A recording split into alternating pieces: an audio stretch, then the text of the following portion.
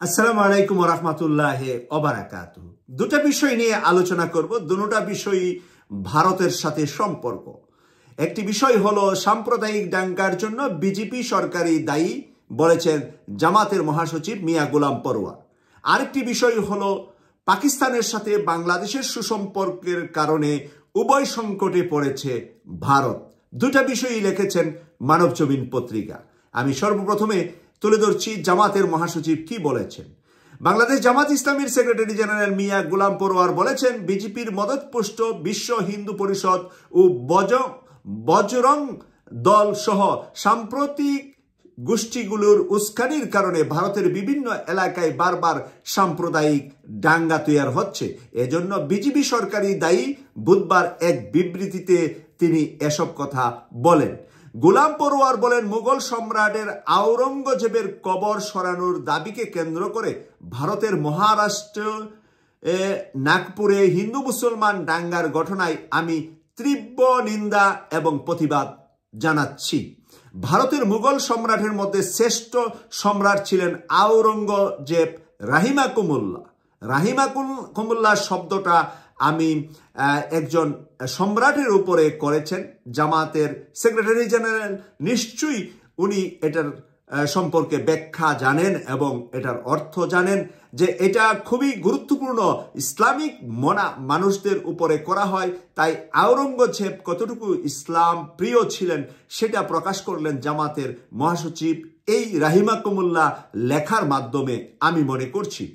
তার কবর সরানোর দাবিকে কেন্দ্র করে ভারতের মহারাষ্ট্রের নাগপুর এবং তার পার্শ্ববর্তী এলাকায় হিন্দু মুসলমানদের মধ্যে দাঙ্গা ছড়িয়ে পড়ার কারণে সেখানে কারফিউ জারির মতো ঘটনা অত্যন্ত অন্যায় ও অমানবিক ও দুঃখজনক বলেছেন জামাতের মহাসচিব। তিনি বলেন, বিজেপি সরকার এ ধরনের সাম্প্রদায়িক তৎপরতায় জাতিসংঘ কর্তৃপক্ষ ঘোষিত মানবাধিকার ও ধর্মীয় অধিকার সম্পূর্ণ পরিপন্থী। জাতিসংঘের রুলসের বাইরে গিয়ে এই কাজগুলা বিজেপি সরকার ভারতে করছে বলে তিনি কিন্তু এখানে উল্লেখ করছেন। জাতিসংঘকে উনি সরাসরি জাতিসংঘের আইনটা উনি এখানে তুলে ধরেছেন। বিজেপি সরকার ভারতে বসবাসকারী 20 কোটি অধিক মুসলমানকে সম্পূর্ণভাবে নিশ্চিহ্ন করার গভীর ষড়যন্ত্রে লিপ্ত। 20 কোটি মুসলমান ভারতে বসবাস করে আর তাদেরকে নিশ্চিহ্ন করার জন্য গভীর ষড়যন্ত্রে বিজেপি সরকারকে দায়ী করেছেন তিনি কিন্তু এর আগে বা পরে অন্য কোনো সরকার অন্য কোনো রাজনৈতিক দলের কথা এখানে উল্লেখ করেন নাই। ভারত সরকার মুসলমান নিধনের ষড়যন্ত্র বন্ধ করার জন্য প্রয়োজনীয় ব্যবস্থা গ্রহণ আন্তর্জাতিক সম্প্রদায়ের জন্য অপরিহার্য হয়ে পড়েছে। উনি আন্তর্জাতিক সম্প্রদায়ের উপরে বড় দায়িত্ব বলে উনি উল্লেখ করেছেন। এখানে আরো বলেছেন, ভারতে মুসলিম নিধন বন্ধ করার জন্য কার্যকর পদক্ষেপ গ্রহণ করার জন্য জাতিসংঘ এবং ওআইসি সহ সকল আন্তর্জাতিক মানবাধিকার সংস্থা ও শান্তিকামী বিশ্ববাসীর প্রতি আহ্বান জানান গোলাম পরোয়ার। ভারতে মুসলিম নিধন বন্ধ করার জন্য এখানে যাতে করে আর কোনো মুসলিম হত্যা না হয় সেটার জন্য বন্ধ করে সেই জন্য জাতিসংঘ এবং আমরা সবাই জানি যে ওআইসি একটা বড় মুসলিম শক্তিশালী সংগঠন, সেই ওআইসির কাছে উনি দাবি জানিয়েছেন। প্রিয় দর্শক, আমরা এই দাবিকে সমর্থন করি এই কারণে যে এইরকম দাবি যদি সব জায়গা থেকে উঠে তাহলে কোনো একদিন এই ধরনের সমস্যাগুলার সমাধান হয়ে যাবে। আর 20 কোটি মানুষকে সরিয়ে ফেলা যাবে বা 20 কোটি মানুষকে শেষ করে ফেলা যাবে এই ধরনের কোনো কিছু হয়তো করা যাবে না, কিন্তু যে মানুষগুলা ক্ষতিগ্রস্ত হবে তারা তো আর জীবনে কোনোদিন দুনিয়ায় ফেরত আসবে না। এটা জন্য ভারতকে অবশ্যই ওআইসি এবং জাতিসংঘ কাঠগড়ায় দাঁড় করানোটা প্রয়োজন বলে আমি মনে করি। প্রিয় দর্শক, আপনারা যারা এই নিউজটা শুনলেন আপনাদের কাছ থেকে কমেন্ট চাচ্ছি, আপনারা কি চান আসলে এবং আপনারা কি বুঝলেন এখান থেকে। সত্যিকার অর্থে তিনি যে কথাগুলো বলেছেন সেটাই কি ভারতে ঘটছে নাকি জামাতের মহাসচিব বাড়িয়ে বলেছেন? যেহেতু আওয়ামী লীগের সাথে আর বিজেপির সাথে জামাতের খুব সম্পর্কটা খুবই সিংহ আর মহিষের মতো, তাই সেই কারণে জামাত কি বাড়িয়ে বললেন না সত্য বললেন বিষয়টা বিবেচনা করে আপনারা কমেন্টস লিখবেন। আমি আপনাদের কমেন্টস দেখব ইনশাআল্লাহ। এর পরের যে বিষয়টা আসছে সেটা হলো নিক্কেই এশিয়ার রিপোর্ট, বাংলাদেশ পাকিস্তান ঘনিষ্ঠ সম্পর্কে উভয় সংকটে ভারত। বাংলাদেশ পাকিস্তানের ঘনিষ্ঠ সম্পর্কের কারণে উভয় সংকটে পড়েছে ভারত। এটা কি সংকটে পড়লো আমি বিস্তারিত আলোচনায় যাচ্ছি মানব জমিন থেকে। এ খবর দিয়ে নিক্কেই এশিয়া বলেন, যদিও আকারে অনেক ছোট তবু ঐতিহ্যগতভাবে বৌরি সম্পর্ক থাকা পাকিস্তান ও বাংলাদেশের উচ্চ পর্যায়ের সংলাপ দক্ষিণ এশিয়ার আঞ্চলিক ব্যবস্থাকে পুনর্গঠনের পথে নিয়ে যাচ্ছে। বাংলাদেশ এবং পাকিস্তানের নতুন করে আলোচনা সংলাপ এর মাধ্যমে দক্ষিণ পূর্ব এশিয়ার নতুন করে গঠন করা এবং উন্নয়নের বিষয়টা এগিয়ে যাচ্ছে পাকিস্তানের সাথে বাংলাদেশের সম্পর্কের কারণে। আসলে এই কথাটার বিহাইন্ডে থেকে যাচ্ছে ডক্টর মোহাম্মদ ইউনূসের এই সকল কিছুর জন্য মূল চাবিকাঠি যিনি নাড়ছেন বা যিনি করতে পারছেন। এর আগে 54 বছর আমাদের অন্যান্য সরকারগুলা সেভাবে পাকিস্তানের সাথে সম্পর্ক করতে পারে নাই বা দক্ষিণ পূর্ব এশিয়ার শান্তি এবং উন্নয়নে এতটা কাজ করতে পারেন নাই। মরহুম প্রেসিডেন্ট জিয়াউর রহমান শুরু করেছিলেন কিন্তু তিনি সময় পান নাই। আমরা মরহুম প্রেসিডেন্ট জিয়াউর রহমানের পরে সেই জায়গায় আসলেই আমরা কাউকে দেখতে পাই নাই। ওনার দলকে পেয়েছি, ওনার ওয়াইফকে পেয়েছি, বা তারপরে সেনাবাহিনীর আরেকজন জেনারেল এরশাদকে পেয়েছি। আর আওয়ামী লীগ তো কখনোই পাকিস্তানের সাথে সম্পর্ক করবে না বা করেন নাই। তাই আমরা কিন্তু বঞ্চিত ছিলাম। সেই বঞ্চিতটার থেকে যদি এখন আমাদের উন্নয়নের ধারাটা উন্মোচন করে দিতে পারেন ডক্টর মোহাম্মদ ইউনূস, তাহলে জাতি দক্ষিণ পূর্ব এশিয়ার সকল দেশের মানুষ কিন্তু স্মরণ রাখবে ডক্টর মোহাম্মদ ইউনূসকে। প্রিয় দর্শক, এখানে লিখেছেন সেপ্টেম্বরে বাংলাদেশের অন্তর্বর্তী সরকারের প্রধান উপদেষ্টা ডক্টর মোহাম্মদ ইউনূস নিউ ইয়র্কে জাতিসংঘের সাধারণ পরিষদের অধিবেশনের ফাঁকে পাকিস্তানের প্রধানমন্ত্রী শেহবাজ শরীফের সঙ্গে সাক্ষাৎ করেন, যা দুই দেশের মধ্যে সম্পর্ক উন্নয়নের একটি গুরুত্বপূর্ণ ধাপ হিসেবে বিবেচিত হয়েছে। প্রিয় দর্শক, সেই জাতিসংঘের অধিবেশনে ডক্টর মোহাম্মদ ইউনূসের বক্তব্যে শোনার জন্য সারা বিশ্ব নেতারা যেখানে অপেক্ষা করছিলেন এবং বিশ্ব নেতারা যাকে উষ্ণ সম্বর্ধনা দিয়েছিলেন, ভালোবাসা দিয়েছিলেন, জুলাই বিপ্লবের ইতিহাস ওখানে তুলে বিশ্ববাসীকে উনি জানিয়ে দিয়েছিলেন। তারপর থেকে আসলে ঘৃণায় পড়ে গেছে ভারত, ঘৃণায় দীক্ষার খাচ্ছে শেখ হাসিনা। প্রিয় দর্শক, সেই জায়গা থেকে আমাদের উন্নয়নের কথা এখানে তুলে এনেছেন। এর 2 মাস পর বাংলাদেশ ও পাকিস্তান প্রথমবারের মতো নিয়মিত কার্গো শিপিং রুট চালু করছে, যা দ্বিপাক্ষিক বাণিজ্যে একটি মাইল ফলক। প্রিয় দর্শক, আমি শুধু আপনাদেরকে একটু এই রমজানের কথা মানুষ বেশি বেশি লেখছে, আমি শুধু একটু স্মরণ করে দিচ্ছি। 20 টাকা কেজি পেঁয়াজ আপনারা গত 20 বছর নাকি খেতে পারেন নাই। সত্যি কিনা কথাটা আপনারা কমেন্টস করে লিখবেন। কেউ কেউ লেখছে, মাসুক ভাই আমার জীবন দশায়, যাদের বয়স 30-35, আমার জীবনে কখনো 20 টাকা পেঁয়াজ, রমজান মাসে 100 টাকায় 5 কেজি পেঁয়াজ ডেকে ডেকে চিৎকার করে বিক্রি করছে বাংলাদেশে আর কোনোদিন দেখি নাই। এই 25 টাকা কেজি আলু আর 15 টাকা কেজি টমেটো, এই ধরনের বাজার যেই সুন্দরভাবে আমরা রমজানটা পালন করছি, এটা ডক্টর মোহাম্মদ ইউনূসের অবদান। আসলে এটার ভিতরে যে দোয়া, আপনি যে অবদানটার কথা বলছেন, এটা তো আছে। উনার কাজের অবদানের জন্য আমরা সেলুট দিলাম, ধন্যবাদ দিলাম। রিয়েলিটি আরেকটা জিনিস একটু চিন্তা করেন, আমার ভিতরে কত মানুষ আছে গরিব, দিনে 400-500 টাকা রোজগার করা অনেক কঠিন হয়ে যা, তাই পরিবারের জন্য 2-3 কেজি চাউল কিনা, ডাল, বিদ্যুৎ, গ্যাস, পানি সব কিছু কিনে ঘরে ফিরা এবং তাদের সংসার চালানো যে কঠিন ছিল, এবং রমজান আসলে যে তারা একটা বেগুন কিনে খেতে পারেন নাই। আমাদের এর আগের প্রধানমন্ত্রী কুমড়ো দিয়ে বেগুনি বানানোর গল্প বলে আরো কত কিছু করলেন।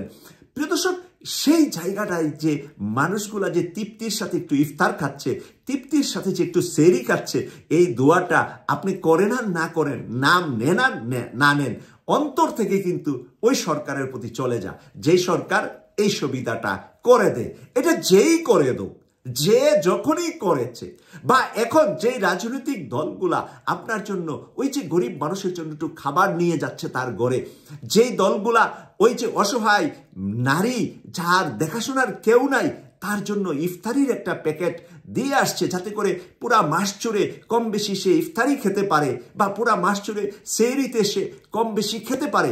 এই যে খাবারগুলা পৌঁছিয়ে দিচ্ছেন, ধনী মানুষরা নিজে নিজে নিজ হাতে করে দিচ্ছেন। আপনারা যে কত বড় পরকালের জন্য ব্যাংকে সম্পদ জমা করছেন, সেটা পরকালে গিয়ে আমরা সবাই পুরস্কৃত হব। এটা আমি প্রাসঙ্গিকভাবে নিয়ে আসলাম কথাটা। এবার আমি চলে যাচ্ছি নিউজটার ভিতরে। আন্তর্জাতিক মুদ্রা তহবিল IMF এর তথ্য অনুযায়ী 2022 সালে বাংলাদেশ পাকিস্তানের মধ্যে বাণিজ্য পরিমাণ ছিল মাত্র $1 মিলিয়ন, যার প্রধান অংশ ছিল তুলা বা পাট, অর্থাৎ পাকিস্তান থেকে আমরা তুলা আর বাংলাদেশ থেকে পাকিস্তান পাট রপ্তানি করা হতো। ফেব্রুয়ারিতে জাপান সফরের সময় দুই দেশের সহযোগিতার জন্য সম্ভাবনার উপর জোর দেন বাংলাদেশের বিনিয়োগ উন্নয়ন কর্তৃপক্ষ নির্বাহী চেয়ারম্যান আসিফ চৌধুরী। বিশেষ করে চিনি উৎপাদনের ক্ষেত্রে জোর দিয়েছিলেন তিনি। চৌধুরী বলেন, বাংলাদেশের বিশাল রাষ্ট্রায়ত্ত চিনি কারখানা কাঠামো রয়েছে, তবুও আমাদের চিনি আমদানি করতে হয়। প্রিয় দর্শক, আমাদের চিনি কলগুলা বন্ধ করে দিয়ে আমরা ভারত থেকে চিনি এনে এতটা দিন খেয়েছি। আমাদের নিজের থাকার পরে নিজে উৎপাদন না করে আমাদের শ্রমিকদেরকে বেকার বানিয়ে, গরিব বানিয়ে, যে শ্রমিকরা ওখানে ধরেন 15-20 হাজার টাকা 10 হাজার টাকার চাকরি করতেন, তার চাকরিটা চলে গেল, তখন সে আর কি করবে? সে তো কাজটা ওইটাই শিখেছিলেন। তাই এভাবে আমাদেরকে দরিদ্র বানানোর যে পরিকল্পনা, বাংলাদেশের মানুষ কিভাবে দরিদ্র বানানো যায়, কলকারখানা বন্ধ করে দেওয়ার ভিতরে এটা একটা বড় মাপের ষড়যন্ত্র থাকে, লম্বা সময়ের ষড়যন্ত্র থাকে। তো সেখানে পাকিস্তানের সাথে তবু আমাদের চিনি আমদানি করতে হয়, কারণ আমাদের নিজস্ব উৎপাদন যথেষ্ট নয়। পাকিস্তানের বিনিয়োগ আমাদের বিদ্যমান কারখানাগুলোকে আধুনিকরণ করতে এবং বাংলাদেশের বাজারে চাহিদা মেটাতে সাহায্য করতে পারে। পাকিস্তান চিনি কারখানায় বিনিয়োগ করবে, সেটা আমাদের সাথে বলেছেন আমাদের বিনিয়োগ উন্নয়ন কর্তৃপক্ষের নির্বাহী চেয়ারম্যান আসিফ চৌধুরী সাহেব। তার জাপান সফরে পাকিস্তানের সেই জায়গা থেকে ওই ধরনের ঊর্ধ্বতন কর্মকর্তার সাথে উনি কথা বলেছেন এবং বলে, পাকিস্তান থেকে আমরা সুবিধা নিচ্ছি চিনি কলগুলা উন্নয়নের জন্য। এখানে লাগছে শুধু অর্থনৈতিক সম্পর্ক উন্নয়নই নয়, বাংলাদেশ পাকিস্তানের সম্পর্ক সামরিক, শিক্ষা, সাংস্কৃতিক ক্ষেত্রেও বিস্তৃত হচ্ছে। বিভিন্ন জায়গায় সামরিক, শিক্ষা, আমরা সবকিছুতে তাদের সাথে আমাদের সম্পর্ক উন্নয়ন হচ্ছে। জানুয়ারিতে বাংলাদেশে সামরিক বাহিনীর উচ্চ পর্যায়ের একটি প্রতিনিধি দল পাকিস্তান সফর করে। বাংলাদেশের একটি সামরিক বাহিনীর উচ্চ কর্মকর্তারা পাকিস্তান জানুয়ারিতে সফর করেছিল। যৌথ সামরিক মহড়া ও অস্ত্র স্থানান্তর নিয়ে আলোচনা করেন তারা। একই সঙ্গে পারস্পরিক বৃদ্ধি কর্মসূচির মাধ্যমে শিক্ষার্থী বিনিময় এবং ঢাকায় পাকিস্তানের একজন খ্যাতমান শিল্পীর পরিবেশনা দুই দেশের সংস্কৃতি সম্পর্কে আরো গভীর সম্পর্ক তৈরি করে। প্রিয় দর্শক, আমরা এই কথাগুলা এতক্ষণ পাকিস্তান বাংলাদেশের সম্পর্ক নিয়ে শুনলাম। এবার আমরা একটু ভারতের সমস্যাটা কোথায় সেই বিষয়টায় চলে যাচ্ছি। এখানেই যা লিখেছে, ভারতের বিষয়ে বাংলাদেশের জাতীয় দৈনিক ঢাকা ট্রিবিউন বাংলাদেশ সম্পর্কে ভারতের জানা উচিত এমন 10টি বিষয় শিরোনামে একটি প্রতিবেদন প্রকাশ করেছে ঢাকা ট্রিবিউন। এই তারা শিরোনামটি দিয়ে 10টি বিষয় তুলে ধরেছে। তাতে ভারতের মনোভাবের কড়া সমালোচনা করা হয়। ভারত যে মনোভাব নিয়ে বাংলাদেশের সাথে থাকে সেটার কড়া সমালোচনা করে এই নিউজটিতে সবচেয়ে বিরক্তিকর হলো, ভারতের মনোভাবের কড়া সমালোচনা করে বলা হয় সবচেয়ে বিরক্তিকর হলো, তোমরা আমাদের কারণেই স্বাধীন হয়েছ। এই পুরাতন বুলিটা ভারত ইতিমধ্যে দিয়েছে যে আমরাই বাংলাদেশকে পাকিস্তান থেকে স্বাধীন করে দিয়েছি। এই বুলিটাকে মানুষ ভালোভাবে নিচ্ছে না। 1971 সালে ভারতের গুরুত্বপূর্ণ ভূমিকা ছিল, তবে এ নিয়ে অহংকার করার সময় শেষ হয়েছে বলে উল্লেখ করেন পত্রিকাটি। বাংলাদেশের স্থিতিশীল করার দায়িত্বে রয়েছে অন্তর্বর্তী সরকার ডক্টর ইউনূসের প্রশাসন, আর তাদের সমালোচনা চালিয়ে যাচ্ছে ভারতে পালিয়ে থাকা শেখ হাসিনা। তার সম্ভাব্য প্রত্যাবর্তন ইস্যু নিয়ে ভারত বাংলাদেশের মধ্যে উত্তেজনা সৃষ্টি হয়েছে। এদিকে ভারতের প্রধানমন্ত্রী নরেন্দ্র মোদীর সঙ্গে সরাসরি আলোচনা না করলেও ইউনূস গত ডিসেম্বরে পাকিস্তানের প্রধানমন্ত্রী শেহবাজ শরীফের সঙ্গে দ্বিতীয়বারের মতো বৈঠক করেন।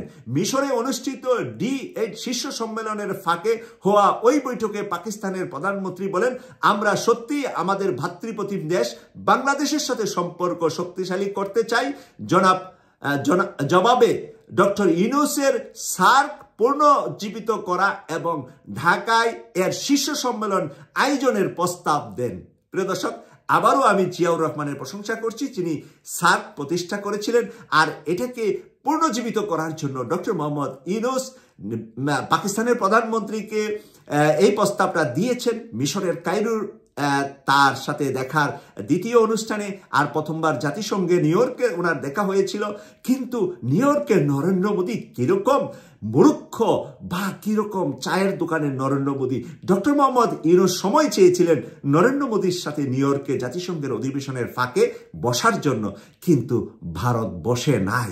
প্রিয় দর্শক, মূর্খরা মূর্খ পরিকল্পনা করবে, জ্ঞানীরা অনেক বড় আকাশ দেখবে, এটাই স্বাভাবিক। তাই আমরা সেখান থেকে বাংলাদেশকে বিজয়ের জন্য উনি যেই শক্ত অবস্থান নিয়েছেন ডক্টর মোহাম্মদ ইউনূস, আজকে বিশ্ববাসীর কাছে তিনি প্রমাণ করছেন। জাতিসংঘের মহাসচিব 4 দিন বাংলাদেশের সফরের মধ্যে তিনি প্রমাণ করছেন যে উনি কত শ্রেষ্ঠ অবস্থান করছেন ডক্টর মোহাম্মদ ইউনূস। KTV 24 এর নিয়মিত অনুষ্ঠান দেখার জন্য আমাদের চ্যানেলটি সাবস্ক্রাইব করে আমাদের পাশে থাকবেন, এই প্রত্যাশা রাখছি। আমি সৈয়দ মাসুক, লন্ডন থেকে। আল্লাহ হাফেজ।